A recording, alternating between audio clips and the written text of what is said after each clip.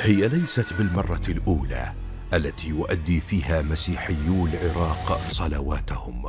هم أصلاء وأصيلين في البلد.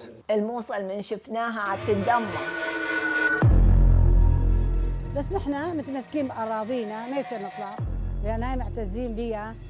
يعني إيش راح لنا شهداء وشيء بتضلينا نحن ما نطلع أبد. المسيحيين هم سكان أصليين، كلهم هذول اللي متهجرين ولا هاي أمنياتهم كل واحد يرجع على بيته.